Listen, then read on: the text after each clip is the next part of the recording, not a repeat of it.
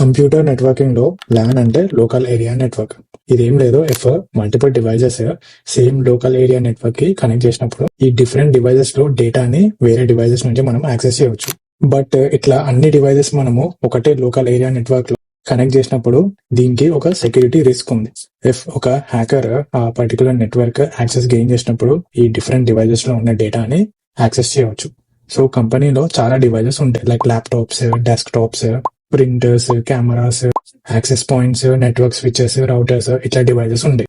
So ఇవన్నీ devices ని ఒకటే నెట్వర్క్ లో పెట్టినప్పుడు ఇది చాలా పెద్ద సెక్యూరిటీ రిస్క్ అండ్ వల్నరబిలిటీ అంటారు.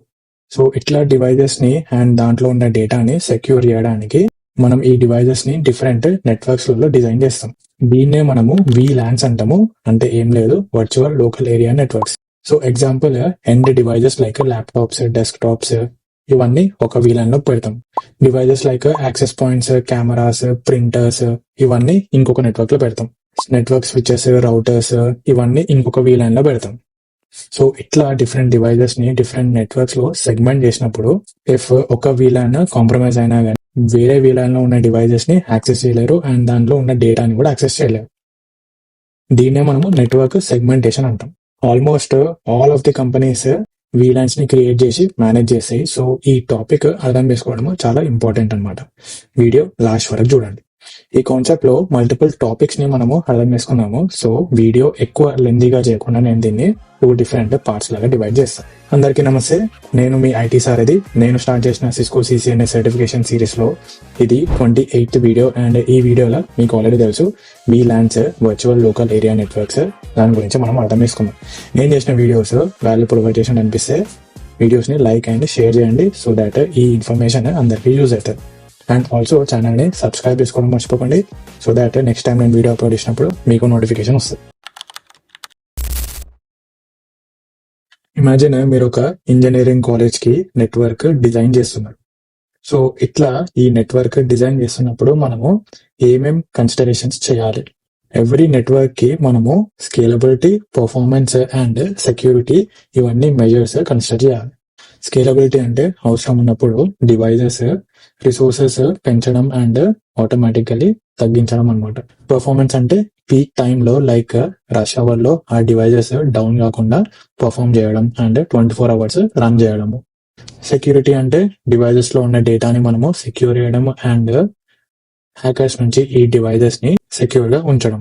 సో ఇవన్నీ కన్సిడరేషన్స్ మనము మైండ్ లో పెట్టుకొని నెట్వర్క్ టోపాలజీ బిల్డ్ చేస్తుంటే మనకి ఒక ఐడియా వస్తుంది. అది ఏంటిది అంటే ఈ నెట్వర్క్ ని మనము 3 లేయర్స్ కిందకి డివైడ్ చేయవచ్చు.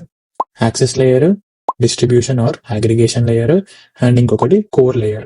సో ఇప్పుడు ఈ స్లైడ్ లో ఒక చిన్న ఎగ్జాంపుల్ ఉంది, మెయిన్ బిల్డింగ్ అండ్ బిల్డింగ్ 1 అని చెప్పి. ఇక్కడ యాక్సెస్ లేయర్ లో స్విచెస్ ఉన్నాయి అండ్ ఆ స్విచెస్ కి డైరెక్ట్లీ కంప్యూటర్స్ కనెక్ట్ చేశారు. అసలుకి ఈ యాక్సెస్ లేయర్ దేని పర్పస్ కోసం?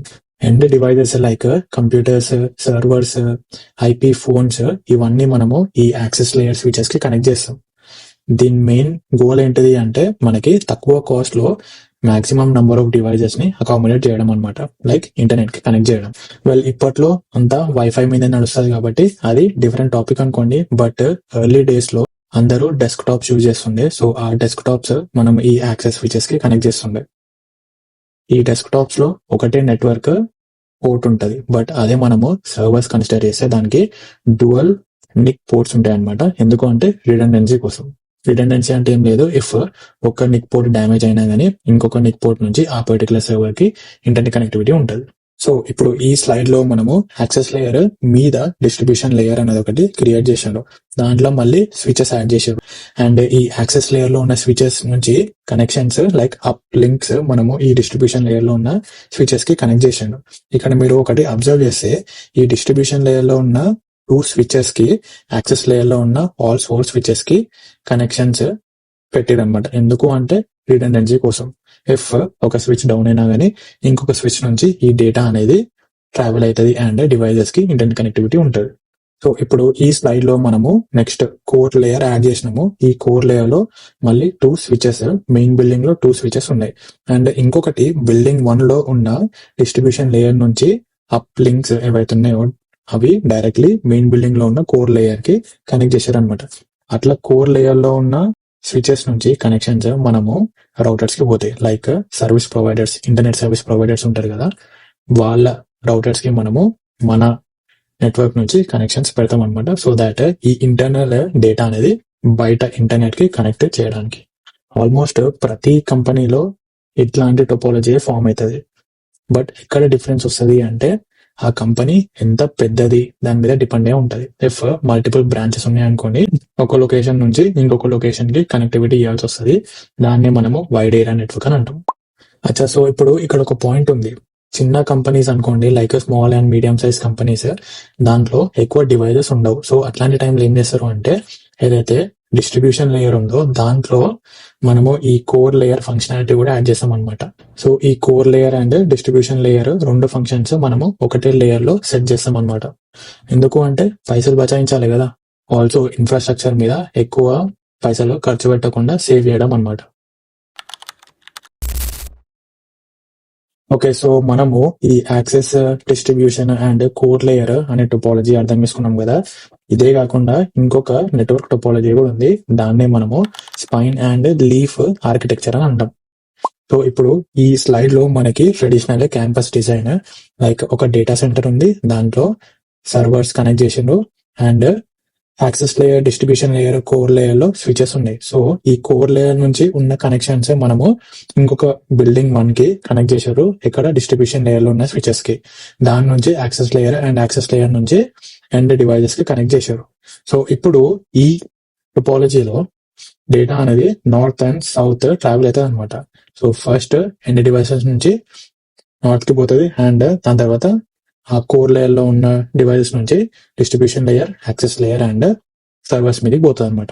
సో ఈ టోపాలజీలో ఒక స్విచ్ నుంచి ఇంకొక స్విచ్ కి కనెక్ట్ చేసినప్పుడు ఆ నెట్వర్క్ లూప్ ని అవాయిడ్ చేయడానికి మనము స్పానింగ్ ట్రీ ప్రోటోకాల్ అని చెప్పి ఒకటి కాన్ఫిగర్ చేస్తాం.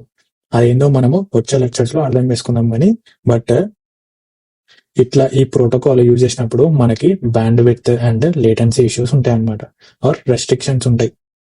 సో ఇప్పుడు దీన్ని అవాయిడ్ చేయడానికి మనము ఇప్పుడు ఉన్న డేటా సెంటర్స్ లో ఈ స్పైన్ అండ్ లీఫ్ అనే ఆర్కిటెక్చర్ ఆర్ టోపాలజీ యూజ్ చేస్తాం అనమాట.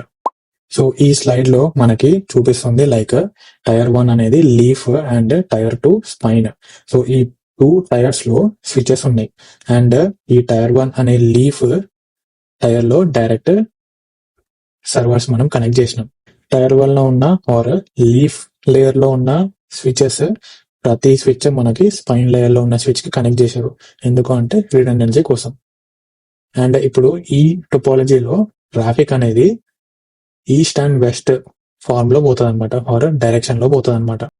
అండ్ ఇంకొకటి దీంతో మనకి అడ్వాంటేజ్ ఏంటి అంటే, ఇఫ్ ఈ డేటా అనేది హాప్స్ ఏవైతే ఉంటాయో, లైక్ లీఫ్ లో ఒక హాప్ అండ్ స్పైన్ లో ఇంకొక హాప్, సో తక్కువ హాప్స్ ఉంటాయి అనమాట. బట్ అదే మనము ట్రెడిషనల్ క్యాంపస్ డిజైన్ లో కంపేర్ చేసుకుంటే డిఫరెంట్ లేయర్స్ ఉంటాయి కాబట్టి హాప్స్ కూడా పెరుగుతాయి. అండ్ ఆల్సో ఈ స్పైన్ అండ్ లీఫ్ టోపాలజీలో మనకి ఎట్లాంటి రెస్ట్రిక్షన్స్ ఉన్నాయి. సో బ్యాండ్ విడ్త్ అనేది హై ఉంటుంది, లేటెన్సీ కూడా హై ఉంటుంది. అంటే అట్ ది ఎండ్ మనకి డేటా ట్రాన్స్ఫర్ రేట్ హై ఉంటుంది అనమాట. సో ఇఫ్ ఇన్ కేస్ మనకి ఫ్యూచర్ లో మల్టిపుల్ డివైజెస్ యాడ్ చేసుకున్నా గానీ మనము బోత్ లీఫ్ లేయర్ లో అండ్ స్పైన్ లేయర్ లో యాడ్ చేస్తాము అండ్ ఈ బోత్ లేయర్ లో ఉన్న డివైజెస్ ని ఇంటర్ కనెక్ట్ చేస్తాము, జస్ట్ లైక్ ఈ స్లైడ్ లో మనకి చూపిస్తున్నట్టు. వెల్, ఈ టోపాలజీ మనకి డేటా సెంటర్స్ లో చూడడానికి ఉంటది, బట్ అదే ఒక కార్పొరేట్ ఆఫీస్ కి కంపేర్ చేసుకుంటే మనకి ఇప్పటికైనా కానీ ఈ ట్రెడిషనల్ క్యాంపస్ డిజైన్ వాడతారనమాట. థియరీ అర్థం చేసుకున్నాం కదా, మంచిది. బట్ ఇదే మనము సిస్కో ప్యాకెట్ ట్రేసర్ యూజ్ చేసి ఒక ల్యాబ్ డిజైన్ చేద్దాం. నేను ఆల్రెడీ ఒకటి డిజైన్ చేసిన, అది చూపిస్తా. సో ఇప్పుడు నేను డిజైన్ చేసిన ఈ ల్యాబ్ లో హైదరాబాద్ కోర్ సైట్ అని చెప్పి ఒక బిల్డింగ్ ఉంది. సో ఈ బిల్డింగ్ లో డిఫరెంట్ ఫ్లోర్స్ ఉన్నాయి, ఫ్లోర్ 1, 2 అండ్ 3. సో ప్రతి ఫ్లోర్ లో ఒక యాక్సెస్ లేయర్ స్విచ్ ఉంది. ఈ యాక్సెస్ లేయర్ స్విచ్ కి ఎండ్ డివైజెస్ లైక్ పీసీస్ కానివ్వండి అండ్ ప్రింటర్స్ ఆర్ సర్వర్స్ ఇవన్నీ కనెక్ట్ చేసినాం. సో ఇప్పుడు నెట్వర్క్ సెగ్మెంటేషన్ కోసము మనము ఈ ఎండ్ డివైజెస్ లైక్ పీసీస్ ఇవన్నీ ఒక VLAN లా కాన్ఫిగర్ చేసిన, ఈ ప్రింటర్స్ అండ్ ఈ సర్వర్స్ ఇవన్నీ ఇంకొక VLAN లో కాన్ఫిగర్ చేసిన. నా నోట్స్ కోసము నేను ఏదైతే కాన్ఫిగరేషన్ ఉందో అవన్నీ నేను ఈ ప్యాకెట్ రేసర్‌లో ఆల్రెడీ రాసుకొని పెట్టుకున్నాను అనమాట. ఎందుకంటే ఇంత పెద్ద ల్యాబ్ బిల్డ్ చేస్తున్నప్పుడు ఆబ్వియస్‌లీ మిస్టేక్స్ అయితాయి. అండ్ అవి అవాయిడ్ చేయడం కోసము నేను నా కన్వీనియన్స్ కోసం ఇట్లా రాసుకొని పెట్టుకున్నా. ఆల్సో ప్రో టిప్, మీరు కూడా ఇట్లనే రాసుకొని పెట్టుకోండి. సో దట్ మీకు చూసినప్పుడు ఈజీగా అర్థమైపోతది. బై ది వే, మీరు కూడా సిస్కో ప్యాకెట్ రేసర్ ఇన్‌స్టాల్ చేసుకున్నారు కదా! చేసుకోకపోతే చేసుకోండి. ల్యాబ్స్ బిల్డ్ చేయండి. ఇట్లాంటి బిల్డ్ చేసినప్పుడు ఆ కమాండ్స్ రన్ చేసినప్పుడు మీకు ఆ హ్యాండ్స్ ఆన్ ఎక్స్‌పీరియన్స్ అనేది గెయిన్ అయితది. సో ఇట్లా యాక్సెస్ లేయర్ తర్వాత మనకి అగ్రిగేషన్ లేయర్ ఉంది, ఆర్ డిస్ట్రిబ్యూషన్ లేయర్ అంటాము. ఈ యాక్సెస్ లేయర్ నుంచి కనెక్షన్స్ మనము ఈ డిస్ట్రిబ్యూషన్ లేయర్‌కి ఇచ్చినామనమాట. ల్యాబ్ చూసారు కదా! జబర్దస్త్ ఉంది కదా! కాన్ఫిగర్ చేయనీకే చాలా టైం పట్టిందనమాట. బట్ సింపుల్, మీరు ప్రాక్టీస్ చేస్తుంటే మీకు కూడా వస్తది. సో ఈ వీలాన్స్ అనేది మనము ఎందుకు యూజ్ చేస్తాం అనేది అర్థం చేసుకుందాం. సో ఈ ప్యాకెట్ ట్రేసర్ ల్యాబ్‌లో మనకి ఫ్లోర్ 1 ఉంది కదా! ఈ ఫ్లోర్ 1లో ఎండ్ డివైసెస్ లైక్ పీసీస్ ఉన్నాయి. సో పీసీ 4ను డైరెక్ట్‌లీ ఆ యాక్సెస్ లేయర్ స్విచ్‌కి కనెక్ట్ చేసినాం. సో నేను పీసీ 4 నుంచి పీసీ 1కి డైరెక్ట్‌లీ కనెక్ట్ కావచ్చనమాట. లైక్ రిమోట్‌లీ కనెక్ట్ కావచ్చు. ఇట్లా ఏమైపోతది అంటే ఆ పీసీ 1లో ఉన్న డేటాని నేను పీసీ 4 నుంచి యాక్సెస్ చేయవచ్చు. అండ్ ఇంకొకటి ఏమైపోతది అంటే ఇప్పుడు స్విచ్ అనుకోండి, ఏదైతే బ్రాడ్‌కాస్ట్ ట్రాఫిక్ అంటారు. సో స్విచ్‌కి ఈ బ్రాడ్‌కాస్ట్ ట్రాఫిక్ వచ్చినప్పుడు డిఫాల్ట్‌గా అది అన్ని పోర్ట్స్‌కి ఫ్లడ్ చేస్తదనమాట. దీనివల్ల ఏమైపోతది, ఆ నెట్వర్క్ పెర్ఫార్మన్స్ అనేది ఎఫెక్ట్ పడతది. ఎందుకంటే ఈ బ్రాడ్‌కాస్ట్ ట్రాఫిక్ ప్రతి డివైస్ కన్జ్యూమ్ చేయాలి కాబట్టి, లేదా ప్రాసెస్ చేయాలి కాబట్టి. అందుకే మనము ఈ స్విచ్ లేయర్‌లో ఈ వీలాన్స్ క్రియేట్ చేసి మనము ఈ నెట్వర్క్ సెగ్మెంటేషన్ అనేది చేస్తామనమాట. సో అట్లా డివైడ్ చేసినప్పుడు ఏదైతే క్లయింట్ వీలాన్ అని ఉందో నేను క్రియేట్ చేసింది, ఆ వీలాన్‌లో ఉన్న డివైసెస్ మాత్రమే కమ్యూనికేట్ చేసుకోగలుగుతాయి. ఇన్ఫ్రా వీలాన్‌లో ఉన్న డివైసెస్ వాటితో మాత్రమే కమ్యూనికేట్ చేసుకోగలుగుతాయి.